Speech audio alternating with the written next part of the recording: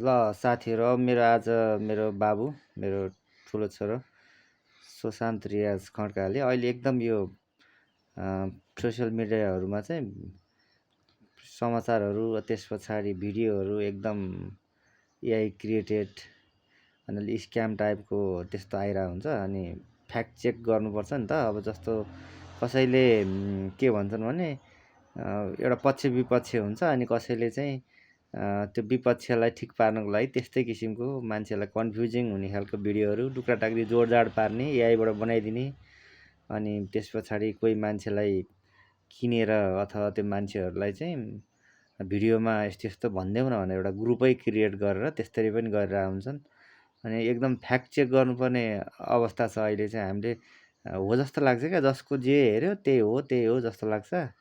अनि त्यो बेलामा चाहिँ मेरो बाबुले पनि के भन्छ भने एआई क्रिएटेड अहिले पछाडिको एआईहरूले त एकदम एक्ज्याक्ट हो नै जस्तो बनाउँछ होइन भाइ? प्रम्प्टहरू राम्रो लेख्यो भने हो। अहिलेको नयाँ भर्सनले चाहिँ त्यो साँच्चीकैको हो जस्तो बनाइदिन्छ। तर अस्तिको एआई भने चाहिँ औला भाँचेको भिडियोमै देखिन्छ, मुख पनि नराम्रो बनाएको जस्तो देखिन्छ। त्यही भएर एआई भिडियोहरूलाई चेक गरेको लागि मसँग 1-2टा टेस्टहरू छन्। सबभन्दा पहिलो हो पज टेस्ट।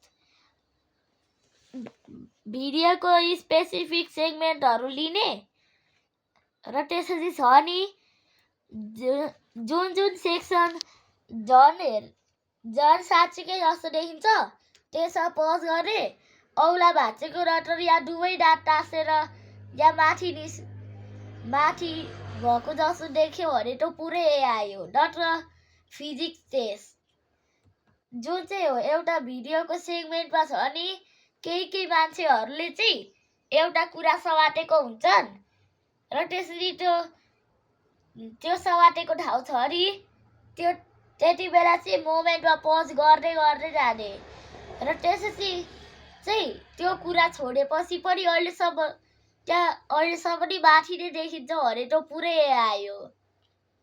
यति थाहा छ तिमीलाई?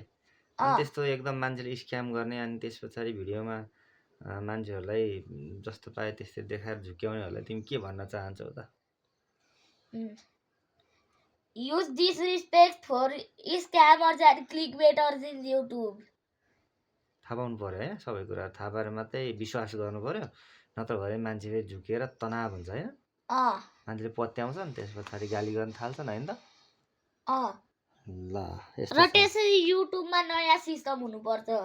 एकजनाले चाहिँ एउटा च्यानललाई रिपोर्ट गर्ने बित्तिकै त्यो च्यानललाई डिलिट गरिदिन पारिने। एकजनाले रिपोर्ट गर्ने बित्तिकै त डिलिट गर्नु हुँदैन, किनभने अब कसैलाई रिस उठेर पनि रिपोर्ट गरिदिएका हुन्छन् नि त। फ्याक्ट त राख्नु पर्यो नि। फेरि अब तिमीले राम्रै च्यानललाई पनि गएर नराम्रो कुरा भनेर रिपोर्ट हान्दियो भने उसको च्यानल त बर्बाद हुन्छ नि त। तर उसले त हामीलाई चाहिँ सानो बच्चाहरू छन् नि युट्युबमा, सानो बच्चाहरू हुन्छन् र त्यसरी त्यो बच्चाहरूले चाहिँ त्यो एआई भिडियोहरूमा क्लिकबेट पनि बिसेको हुन्छ नि, त्यसमा पनि उनीहरू त्यो साँच्चीकै हो भनेर लाइक गर्छन्। बच्चाहरू झन् बढी झुक्किन्छन् होइन। त्यो एआई चाहिँ कसरी गर्ने पनि थाहा हुँदैन र त्यसपछि केही भिडियोहरूमा बिरालोहरू, कुकुरहरू साँच्चीकैको मान्छे जस्तो हुन्छन्, त्यो पुरै एआई हुन्छ। हेर्दा सबै कस्तो मजाले इफेक्ट मिलाएको हुन्छ अनि कस्तो राम्रो पनि देखिन्छ है। तर साँच्चीकैमा चाहिँ अल्छी भएर एआईलाई बनाइदियो भनेको हो। त्यो मान्छेले अल्छी हुन्छन्, त्यो भिडियो बनाउन सक्दैनन्, एआईलाई प्रम्प्ट लेखेर दिन्छन् होइन। प्रम्प्ट लेख्दा त अलि राम्रोसँग लेख्नुपर्छ है, एकदम त्यसले बुझ्ने गरेर। त्यसो छ तिमीलाई आउँछ केही बनाउन? र त्यसरी केही एआई भिडियोहरूमा चाहिँ मान्छेहरू हिँडिरहेको हुन्छ र त्यसपछि हिँड्दै खुट्टा भाँचेको जस्तो देखिन्छ, तर अहिलेसम्म नि हिँड्छन्, त्यो भनेको पुरै एआई हो। र त्यसपछि त्यहाँ धेरै चिल्लो र धेरै घाम लागेको जस्तो देख्यो भने एआई हो कि होइन भनेर चेक गर्नु पनि पर्दैन। त्यतिकै थाहा हुन्छ। नत्र बिरालो कुकुरहरूको भिडियोमा चाहिँ उनीहरू मान्छे जस्तो हुन्छ भने त्यो एआई हो। मान्छे जस्तो गरी बोलिरहेको हुन्छ नि यतिहरू यस्तो राखेर होइन र त्यसपछि मलाई सबभन्दा मन नपरे चाहिँ मेरो भाइले हेरेको बिरालो एआई भिडियोहरू त्यसमा जुन जुन क्लिप छ त्यसमा सबभन्दा नराम्रो भिजुअलहरू छन्।